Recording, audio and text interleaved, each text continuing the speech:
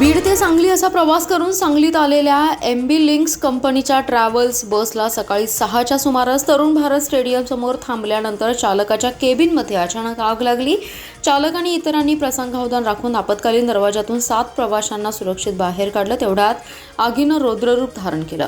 अग्निशामक दलाच्या 2 गाड्यांनी तासाभरात आग आटोक्यात आणली। आगीत प्रवाशांचे साहित्य कोचिंग जळून खाक होऊन केवळ सांगाडाच उडला। शॉर्ट सर्किटने आग लागल्याचा संशय व्यक्त होतोय। MB लिंक्स कंपनीची ट्रॅव्हल्स बस बीड ते सांगली असा प्रवास करून सकाळी 6च्या सुमारास मिरजेतून सांगलीत आली। महापालिकेसमोरून बस स्थानकाकडे जात असताना तरुण भारत स्टेडियम समोरील बंद पडलेला पेट्रोल पंपाजवळ चालकाने बस थांबवली। तेवढ्यात चालकाच्या केबिनमधून धूर येऊ लागला, त्यामुळे मागे बसलेले प्रवासी घाबरले। तेवढ्यात आग लागली। चालकाने आणि प्रवाशांनी प्रसंगावधान राखून तात्काळ मागील बाजूस असलेल्या आपत्कालीन मार्गामधून प्रवाशांना खाली उतरवलं। तेवढ्यात रस्त्यावरून जाणारे नागरिकही मदतीसाठी धावले। अग्निशामक दलाला कळवताच 2 गाड्या तात्काळ घटनास्थळी आल्या। तोपर्यंत आगीनं रौद्ररूप धारण केलं होतं। अग्निशामक दलाच्या जवानांनी पाण्याचा फवारा मारून आग आटोक्यात आणण्यासाठी जोरदार प्रयत्न केले। जिल्हा परिषदेच्या सत्ता स्थापन करण्यापूर्वी महाविकास आघाडीचे सदस्य अज्ञात स्थळी रवाना झाल्यानंतर भाजपचे सदस्यही सहलीला पाठवण्यात आलेत। भाजपच्या 16, जनसुराज्य आणि रयत क्रांती पक्ष प्रत्येकी 1 अशा 18 सदस्यांचा यामध्ये समावेश आहे। सायंकाळी कोल्हापुरात सर्व सदस्य एकत्रित आले होते। त्यांच्यासोबत पक्षाचे काही नेते उपस्थित राहिले। भाजपकडे पुरेसे संख्याबळ नसतानाही सदस्य बाहेर गेले आणि सत्ता स्थापनेमध्ये सस्पेन्स निर्माण झालाय। दरम्यान महाविकास आघाडीचे नेते आणि अजितदादा राष्ट्रवादी काँग्रेसच्या नेत्यांची अध्यक्ष उपाध्यक्ष निवडीच्या पार्श्वभूमीवर महत्त्वपूर्ण बैठक होतीये। गत महिन्यात झालेल्या जिल्हा परिषद निवडणुकीच्या निकालामध्ये कोणत्याच पक्षाला स्पष्ट बहुमत मिळालं नाही, त्यामुळे सत्ता स्थापनेचा पेच निर्माण झालाय। बुधवारी अध्यक्ष आणि उपाध्यक्ष निवडी होणार आहेत। मिनी मंत्रालयात 61 सदस्य संख्या असलेल्या जिल्हा परिषदेत बहुमतासाठी 31 सदस्यांची गरज आहे। मात्र महाविकास आघाडीचे 30 सदस्य निवडून आलेत। भाजप आणि मित्रपक्षाचे मिळून 18 सदस्य आहेत। शिवसेना एकनाथ शिंदे पक्षाचे 7, राष्ट्रवादी अजितदादा पवार पक्षाचे 6 सदस्य आहेत। आघाडी आणि भाजपा नेत्यांनी बहुमतासाठी जोरदार बाजूने प्रयत्न केलेत। महाविकास आघाडीचे बलाबल पूर्ण होत असल्याने सुरक्षिततेच्या कारणांमुळे सदस्यांना सहलीला पाठवण्यात आले। सत्ता स्थापनेपूर्वी भाजपनेही सावध भूमिका घेतल्याचे दिसते। भाजपने सर्व नूतन सदस्यांना कोल्हापुरात एकत्रित बोलवले। पहिल्यांदा आपण एकत्रित जेवणासाठी येत असल्याचं सांगण्यात आलं। त्यानंतर सायंकाळी 2 दिवस आपण एकत्रित थांबायचं असल्याचा निरोप सदस्यांना देण्यात आलाय। भाजपचे 16, जनसुराज्य आणि रयत क्रांती पक्ष प्रत्येकी 1 असे 18 सदस्य एकत्रित आले। त्यामुळे सत्ता स्थापन करण्यासाठी की सदस्य फुटू नयेत याबाबत दक्षता म्हणून सदस्यांना एकत्रित केलं। याबाबत उलटसुलट चर्चा सुरू आहे। शेरी नाल्याचे सांडपाणी कृष्णा नदीत मिसळत असल्याची दखल प्रदूषण नियंत्रण मंडळाच्या अधिकाऱ्यांनी घेतली आहे। पंप हाऊस अमरधाम स्मशानभूमीजवळील फुटलेल्या शेरी नाल्याची भागाची पाहणी केली। या प्रकरणी नाराजी व्यक्त करत तात्काळ महापालिकेला नोटीस देण्याचे आदेश सांगली विभागीय अधिकाऱ्यांनी दिले। तर नदीपात्रातील पाण्याचे नमुने देखील तपासणीसाठी पाठवलेत। या प्रकरणी सृष्टी संवर्धन फाउंडेशनचे अध्यक्ष रवींद्र वळवडे यांनी तक्रार दाखल केली होती। शेरी नाल्यातील सांडपाणी धुळगावमधील शेतीला देण्याची योजना राबवण्यात आली, पण ही योजना आता फोल ठरली आहे। कृष्णा नदीकाठी बंधारा बांधून तेथील 3 मोटारींद्वारे सांडपाणी उचलण्यात येत होतं।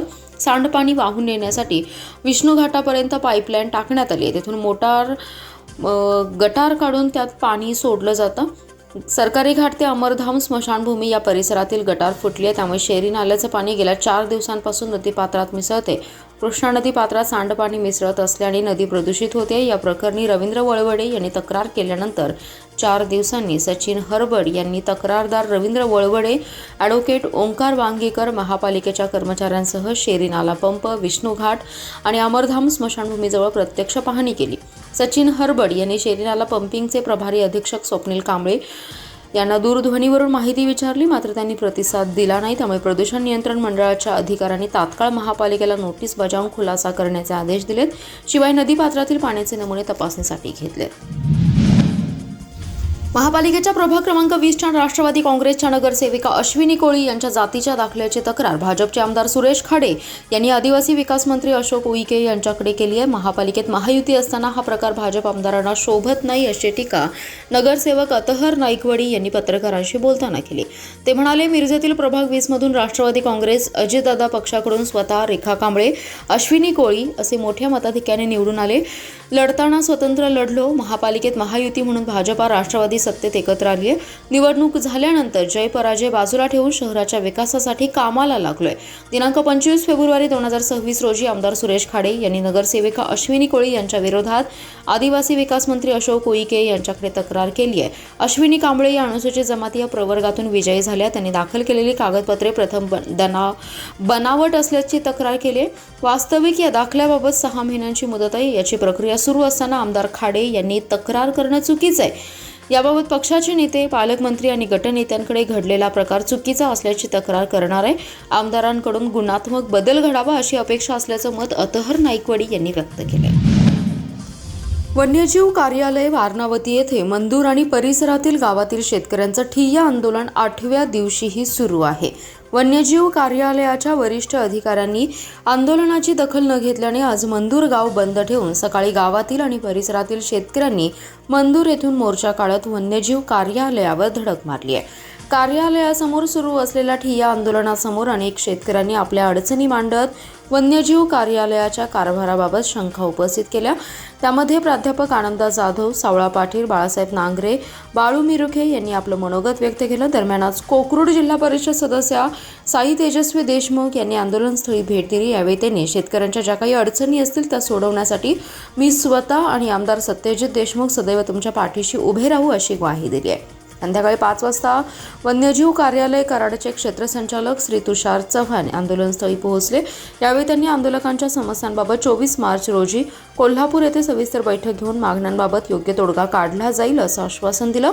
त्यानंतर कार्यकारी अभियंता कोल्हापूर अभिजित म्हेत्रे, वारणा प्रकल्प विभाग क्रमांक 3चे शाखा अभियंता श्री प्रकाश बंडगर यांनी आंदोलनस्थळी येऊन आंदोलकांनी मागणी केलेल्या प्रमुख 4 अतिक्रमणे काढण्यात येतील आणि उर्वरित अतिक्रमणाची वर्गवारी करून कारवाई करू असं आश्वासन दिलं. त्यानंतर वरिष्ठ कार्यालय स्तरावर मागण्या पूर्ण होत नाही तोपर्यंत आंदोलन सुरूच ठेवण्याचा निर्णय घेण्यात आला. सुमारे 9 लाख रुपयांचा ऐवज असलेली बेवारस बॅग पोलिसांनी ताब्यात घेतली. त्या बॅगमधील कागदपत्रांच्या आधारे संबंधितांशी संपर्क साधून त्यांची गहाळ झालेली बॅग परत करण्याची कामगिरी विश्रामबाग पोलीस ठाण्याचे पोलीस निरीक्षक सुधीर भालेराव यांच्या मार्गदर्शनाखाली करण्यात आली आहे. शहरातील काँग्रेस कमिटीसमोर असलेल्या हॉटेल हनुमान नजीक एक बेवारस काळी बॅग असल्याची माहिती विश्रामबाग पोलिसांना डायल 112च्या माध्यमातून मिळाली. सोमवारी दुपारी या माहितीची खात्री करून पोलिसांनी संबंधित बॅग योग्य ती खबरदारी घेऊन ताब्यात घेतली. त्या बॅगच्या साईड कप्प्यात असलेल्या कागदपत्रांच्या आधारे पोलिसांनी त्यांच्याशी संपर्क साधला. त्यावेळी त्या व्यक्तीने संबंधित बॅग ही माझी पत्नी संगीता मारुती जाधव हिची असल्याचं सांगितलं. त्यानंतर संबंधित महिला आणि त्यांचे जावई विश्रामबाग पोलीस ठाणे येथे आले. त्या बॅगला असलेल्या कुलपाची किल्ली ही संगीता जाधव यांच्याकडे होती.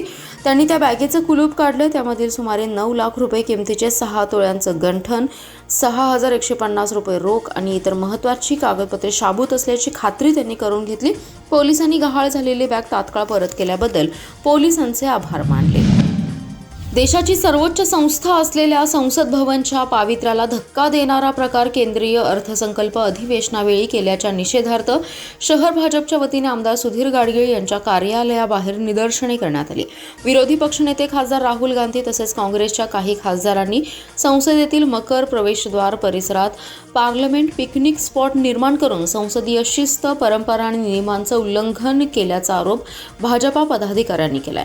लोकसभा अध्यक्षांनी मकर प्रवेशद्वाराजवळ कोणतेही धरणे, आंदोलन किंवा प्रदर्शन करू नयेत असं स्पष्ट निर्देश दिले असतानाही काँग्रेस पक्षाने या सूचनांकडे जाणीवपूर्वक दुर्लक्ष करून संसदीय परंपरांचा अवमान केलाय. संसद ही केवळ राजकीय मंच नसून ती लोकशाहीचा आत्मा आहे. त्या पवित्र स्थळाला आंदोलनाचं पिकनिक स्पॉट बनवण्याचा प्रयत्न हा देशातील जनतेचा अपमान असल्याची तीव्र प्रतिक्रिया व्यक्त करण्यात आली.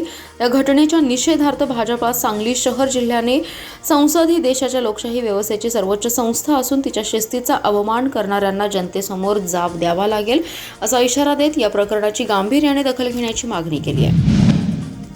यंदा 10वी आणि 12वीच्या परीक्षेत 100% कॉपीमुक्तीसाठी जिल्हा परिषद प्रशासनाने कडेकोट बंदोबस्त केला. तरीही मिरज तालुक्यातील बेळंकी केंद्रावर कॉपीचा एक प्रकार आढळला आहे.